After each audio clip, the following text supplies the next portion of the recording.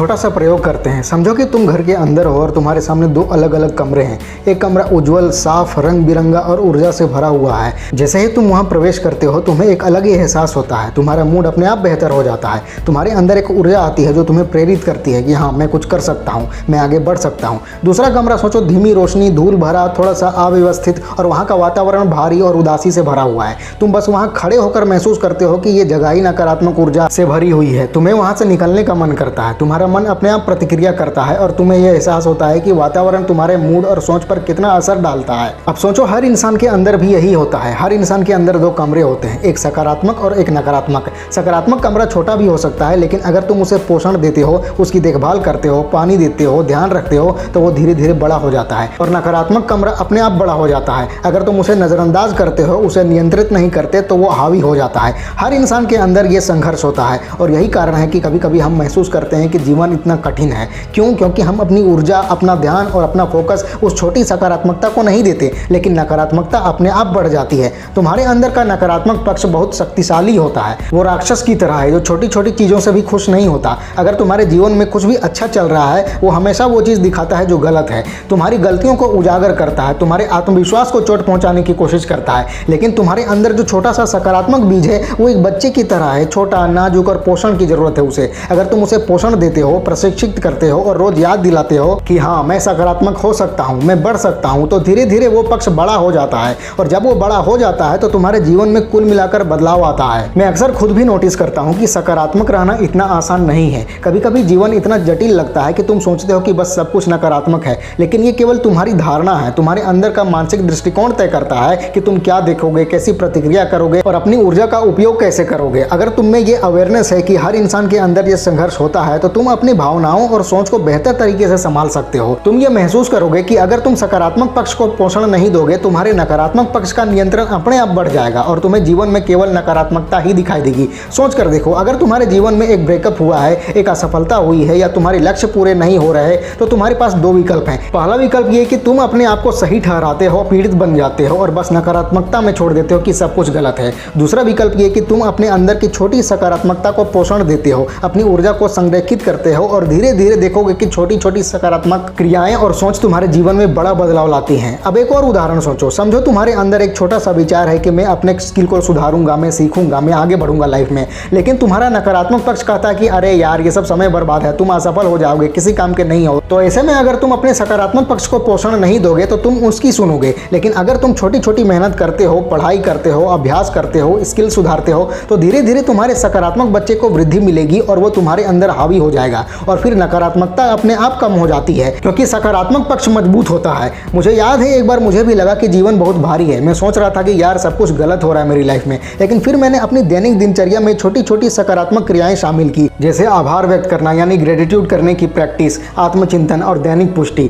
धीरे धीरे मैंने नोटिस किया कि मेरा मानसिक दृष्टिकोण बदल रहा है। वो छोटी सी सकारात्मक चीज जो शुरू में महत्वहीन लगती थी, मेरे अंदर के नकारात्मक राक्षस को रोक रही थी। यही शक्ति है सकारात्मकता की। तुम्हारे जीवन में भी यही होता है। अगर तुम्हारे लक्ष्य बड़े हैं और तुम्हारी चुनौतियां भी उतनी ही बड़ी हैं, तो तुम्हारे अंदर भी ये आंतरिक युद्ध चल रहा है। एक तरफ नकारात्मकता का राक्षस है जो तुम्हें खींच रहा है कि बस अब आराम कर ले, अब कुछ मत करो, पीड़ित बनो, और दूसरी तरफ छोटी सकारात्मकता का बच्चा है जो तुम्हें उठने में मदद कर रहा है। तुम्हारे विकल्प तय करते हैं कि कौन हावी होगा। रोज का प्रयास छोटी छोटी सकारात्मक क्रियाओं और मानसिक दृष्टिकोण के साथ तुम्हारे बच्चे को मजबूत बनाता है और धीरे धीरे वो बच्चा राक्षस को नियंत्रित कर देता है। एक और बात याद रखो, सकारात्मकता केवल महसूस करने से नहीं आती, तुम्हें इसे सक्रिय रूप से पोषण देना पड़ता है। तुम्हें अपनी दैनिक जीवन में इसे शामिल करना पड़ता है। अगर तुम केवल महसूस ही करते हो कि मैं तो सकारात्मक हूं, लेकिन अपने कार्यों और सोच को नियंत्रित नहीं करते, तो नकारात्मकता फिर भी अपने आप बढ़ जाती है। सकारात्मकता का मतलब है जानबूझकर चुनना, कार्रवाई करना और लगातार इसे दोहराना। यह अनुशासन और जागरूकता का काम है। अब मैं एक और उदाहरण देता हूं। सोचो तुम्हारे जीवन में एक पेशेवर चुनौती आई कि तुम्हारे प्रोजेक्ट में असफलता हुई, बॉस ने आलोचना की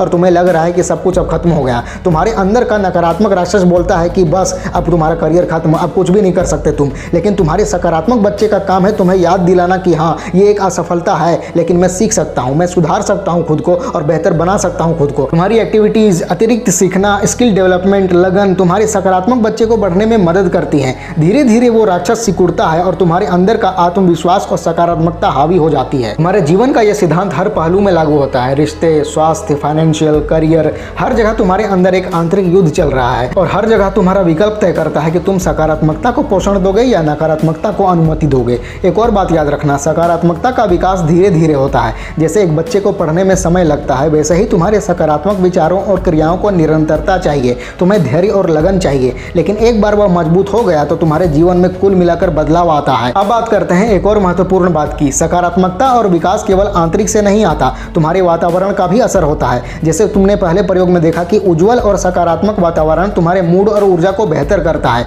अगर तुम अपने आसपास को भी सकारात्मक रखते हो, अच्छे मित्र, प्रेरक किताबें, रचनात्मक बातचीत, तो तुम्हारे सकारात्मक बच्चे को और विकास मिलता है। लेकिन अगर वातावरण टॉक्सिक है, लोग नकारात्मक हैं और तुम केवल नकारात्मकता को ग्रहण करते हो, तो तुम्हारे बच्चे को बढ़ने का मौका ही नहीं मिलेगा। तुम्हें अपने वातावरण को सोच समझ कर चुनना पड़ता है। एक और बात, निरंतरता यानी कंसिस्टेंसी मायने रखती है। तुम्हारे जीवन में छोटी छोटी सकारात्मक चुनाव रोजाना करने का प्रभाव बड़ा होता है। जैसे तुम हर दिन एक गिलास पानी पीते हो और अपने स्वास्थ्य को बनाए रखते हो, वैसे ही तुम्हारी मानसिक और भावनात्मक स्वास्थ्य के लिए भी रोज प्रयास करना पड़ता है। अगर एक दिन छोड़ देते हो, 2 दिन छोड़ देते हो तो कोई बड़ी समस्या नहीं, लेकिन अगर ये आदत नहीं बनती तो तुम्हारे नकारात्मक राक्षस को जगह मिल जाती है। इसलिए दोहराव और रोजाना याद दिलाना सबसे महत्वपूर्ण है। तुम्हारे अंदर का सकारात्मक बच्चा छोटा है, नाजुक है और पोषण चाहता है। तुम्हारे अंदर का नकारात्मक राक्षस बड़ा है, हावी है और अपने आप वो बढ़ जाता है। तुम्हारी जिम्मेदारी है कि तुम अपने सकारात्मक बच्चे को पोषण दो, प्रशिक्षित करो और सशक्त बनाओ उसे। जैसे एक माता पिता अपने बच्चे को प्रशिक्षित करते हैं, वैसे ही तुम अपने अंदर की सकारात्मकता को बढ़ाओ। और यह भी याद रखो कि तुम्हारा विकल्प ही तुम्हारी किस्मत का मुख्य चालक है। और सबसे महत्वपूर्ण बात, यह संघर्ष जीवन का प्राकृतिक हिस्सा है। हर इंसान इस संघर्ष से गुजरता है। अगर तुम देखो तो सफल लोग भी हर चरण में इस आंतरिक युद्ध का सामना करते हैं।